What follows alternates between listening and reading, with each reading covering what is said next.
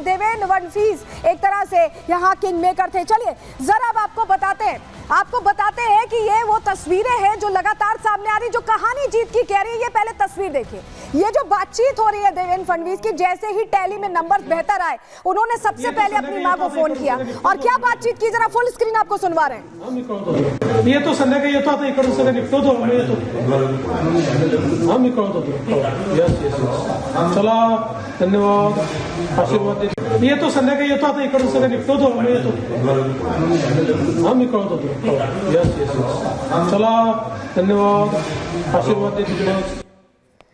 तो आशीर्वाद देने की बात करते रहे यहाँ पर देवेंद्र फडणवीस, लेकिन ये एक और तस्वीर देखिए, ये परिवार जो है और तमाम जो लोग हैं बीजेपी नेता वो पहुंचे देवेंद्र फडणवीस से मुलाकात करने, उन्हें बधाई देने, अपनी पत्नी के साथ वहां घर पर मौजूद थे और लोग पहुंच रहे थे। उत्साह इतना ज्यादा था, जरा वो तस्वीर भी दिखाइएगा कि कैसे उत्साहित होकर मोहित कंबोज ने, जो बीजेपी नेता है, उन्होंने गोद में उठा लिया देवेंद्र फडणवीस को और ये बता रही थी तस्वीरें कि कैसे जीत को लेकर आश्वस्त थे और उसके बावजूद किस तरह से उत्साह यहाँ पर देखा गया।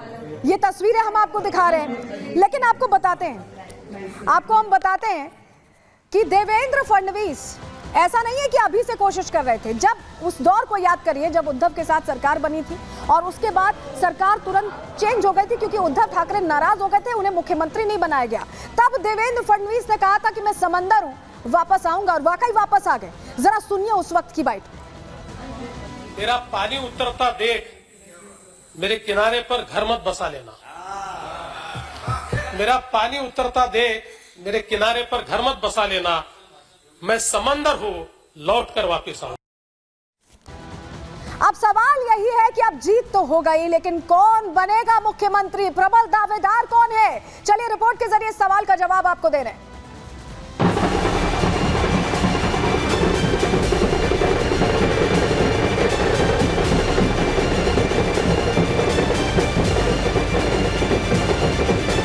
कौन बनेगा मुख्यमंत्री, ये वो सवाल है जिस पर महाराष्ट्र में आम आदमी से लेकर नेता सबकी नजर है।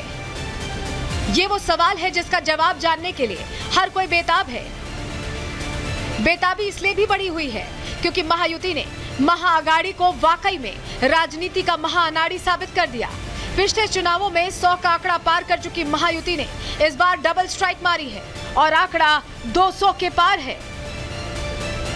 ऐसे में कौन सीएम की कुर्सी पर बैठेगा, कौन उस कुर्सी का मजबूत दावेदार होगा, यह बड़ा सवाल बन गया है। बीजेपी की तरफ से देवेंद्र फडणवीस, शिवसेना की तरफ से एकनाथ शिंदे और एनसीपी की तरफ से अजित पवार लाइन में हैं।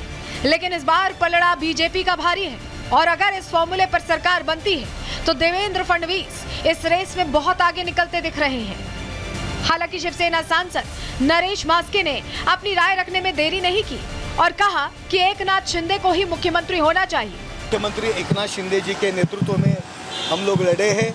सब लोगों ने ये मान्य किया है कि एकनाथ शिंदे जी के नेतृत्व में चुनाव हम लोग लड़ रहे हैं। मैं शिवसेना का कार्यकर्ता हूँ। मुझे लगता है हमारा नेता एकनाथ शिंदे साहब है, वो मुख्यमंत्री होना चाहिए, मुझे लगता है। जबकि डिप्टी सीएम देवेंद्र फडणवीस ने इस सवाल पर साफ कर दिया कि तीनों पार्टियां मिलकर मुख्यमंत्री के लिए नाम तय करेंगी। सीएम पद के ऊपर कोई भी विवाद यहाँ नहीं होने वाला, क्योंकि पहले दिन से ये तय है कि चुनाव जब संपन्न होगा तो चुनाव के बाद दो पार्टियां इसको तय करेगी।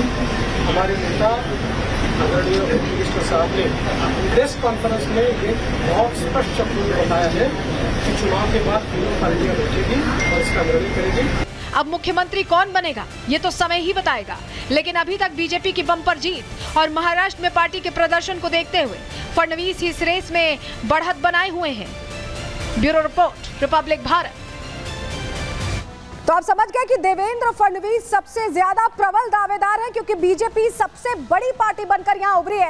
लेकिन चलिए जरा तस्वीर दिखा देते हैं आपको उस ट्वीट की जो देवेंद्र फडणवीस ने यहां किया है। और देवेंद्र फडणवीस ने ट्वीट करके वही नारा दोहराया है जिसकी काट यहां विपक्ष खोजने में टेंशन में रहा पूरे चुनाव में। कहा है, एक है तो सेफ है, मोदी है तो मुमकिन है। ये बता दिया है कि प्रधानमंत्री नरेंद्र मोदी है तो मुमकिन है और एक है तो सेफ है। ये सीधे सीधे बताया है उन्होंने। लेकिन अब वो फैक्टर्स जो यहाँ काम किए, क्योंकि यहाँ इस चुनावों में आपने देखा होगा, महाराष्ट्र के चुनावों में आपको कहीं भी मुद्दों का शोर नहीं सुनाई दिया, क्योंकि विपक्ष मुद्दे उठाने में यहाँ विफल रहा, नारे की काठ ही ढूंढता रहा। जरा आपको बताते हैं कौन कौन से फैक्टर यहाँ विनिंग फैक्टर में तब्दील हुए हैं। देखिए, मोदी और योगी का जलवा यहाँ चला है। इसके अलावा दूसरा फैक्टर क्या है, जानकारी आपके सामने रख रहे हैं, क्योंकि पीएम मोदी की रैलियों का असर यहां देखने को मिला और पूरी तरह से यहां लोगों की भीड़ इकट्ठा होती दिखाई दी। एक है तो सेफ है, बटेंगे तो कटेंगे का असर दिखा, और इस नारे का काट खोजने में यहां विपक्ष परेशान नजर आया। वहीं दूसरा फैक्टर है शिंदे और फडणवीस अजीत की जोड़ी चली, यानी जो तीनों की जोड़ी थी वो काम कर गई, लोगों को पसंद आई। महायुति में पार्टियों को तालमेल से सीधा फायदा मिला है। तीनों पार्टियों की चुनावी रणनीति ने जीत दिलाई। तीसरा फैक्टर क्या है, प्रत्याशियों का सही चयन, जनता के पसंदीदा प्रत्याशियों को मैदान में उतारा गया। महायुति को सीटों के सही बंटवारे का भी फायदा हुआ, यानी ये समझ के बंटवारा किया गया कि कहां कौन आगे है। बीजेपी, कांग्रेस और शिंदे उद्धव गुट की सीधी टक्कर से यहां पूरा फायदा मिला है। चौथा फैक्टर क्या काम किया है, आरएसएस की जमीनी पकड़ ने यहां जनता को खींचा है बीजेपी की तरफ, महायुति की तरफ। 70 से ज्यादा संगठनों ने जमीनी स्तर पर काम किया, लोगों से संपर्क साधा। संघ बीजेपी के वोटर को बूथ तक लाने में सफल रहा है और ऐसे में ये फायदा कर रहा था। और फैक्टर नंबर 5 अब आपको बता रहे हैं, ओबीसी वोट की एकजुटता की जीत होती हुई दिखाई दी। और ये देखिए, ये सीधी तस्वीर हम आपको दिखा रहे हैं, जलेबी यहाँ छनती दिखाई दे रही है।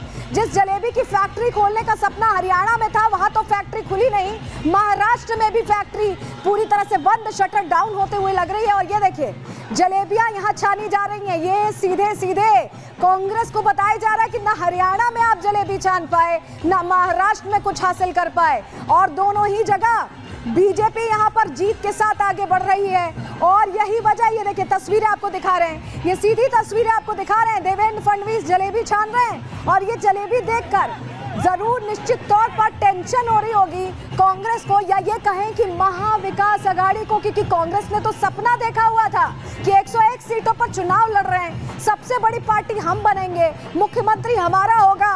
बयानों की बौछार आ गई थी नतीजे आने से पहले, मतपेटी खुलने से पहले। लेकिन ये देखिए, ये कॉन्फिडेंस वाली जलेबी है जो भारतीय जनता पार्टी के पास आ चुकी है, और ये जलेबी छान रहे हैं खुद देवेंद्र फडणवीस, जो यहाँ पर जीत के जादूगर के तौर पर प्रचलित भी हुए हैं। ये बिल्कुल खास तस्वीरें हम आपको दिखा रहे हैं। ये तस्वीरें अपने आप में बता रही हैं कि महाराष्ट्र में क्या चला है, क्या हिट रहा है। फैक्टर्स तो हम आपको बता ही रहे थे, लेकिन देखिए, ये तस्वीरें अपने आप में जीत की कहानी बयां करती हैं, उत्साह की कहानी बताती हैं, क्योंकि ये भारतीय जनता पार्टी के कार्यकर्ता भी यहाँ पर हैं, नेता भी यहाँ हैं। तो देखिए, तुष्टीकरण समेत, वोट जिहाद समेत, धर्म युद्ध, ये तमाम चीजें आपने सुनी, लेकिन काम यहाँ पर यही किया है कि एकता की बात लोगों के मन में घर कर गई, और लोगों ने उसी बात पर यहाँ वोट भर कर भारतीय जनता पार्टी को दिया, महायुति को दिया। रिपोर्ट आपको दिखा रहे हैं।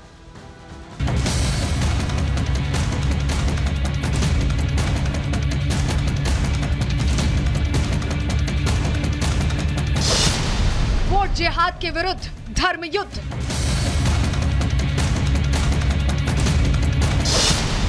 महायुति मस्त, आघाड़ी पस्त।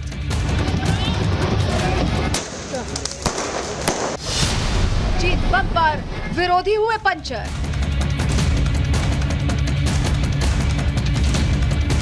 महाराष्ट्र विधानसभा चुनाव में जीत हासिल करने के लिए महाविकास आघाड़ी के दलों ने हर तरह के पैतरे आजमाए। विशेष समुदाय का वोट पाने के लिए मौलानाओं और उलेमाओं तक का सहारा लिया, लेकिन महाराष्ट्र विधानसभा चुनाव में महाविकास आघाड़ी के सारे पैतरे धरे के धरे रह गए और गठबंधन को करारी हार का सामना करना पड़ा। ऐसी हार कि विपक्ष के नेता की कुर्सी मिलने पर भी संकट मंडराने लगा है।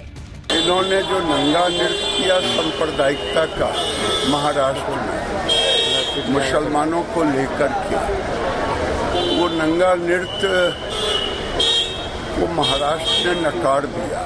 दरअसल महाराष्ट्र में मतदान से पहले ऑल इंडिया उलेमा बोर्ड ने महाविकास आघाड़ी के पास 17 मांगों की लिस्ट भेजी थी।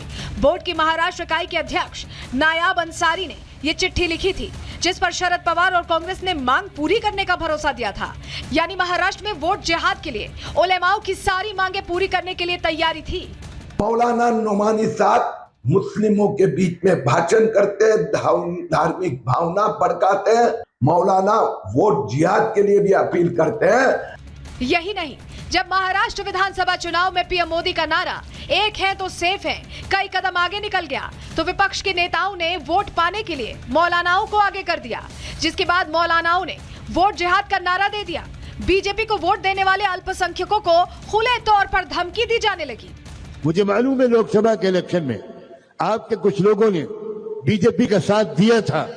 ऐसे लोगों का हुक्का पानी बंद होना चाहिए, ऐसे लोगों का सोशल बाइकआउट होना चाहिए, ऐसे लोगों से सलाम दुआ बंद होनी चाहिए। वोट जिहाद के फतवे सिर्फ मौलाना ही नहीं दे रहे थे, बल्कि एनजीओ की आड़ में वोटों के ध्रुवीकरण की साजिश को अंजाम दे रहे थे। इस साजिश को समझने के लिए आपको मराठी मुस्लिम सेवा संघ नाम के एनजीओ का ये क्वेश्चनेयर देखना चाहिए। ये क्वेश्चनेयर खासकर मुस्लिम इलाकों में बांटा जा रहा था। मुस्लिमों को भड़काने के लिए 17 जहरीले सवाल पूछे जा रहे थे।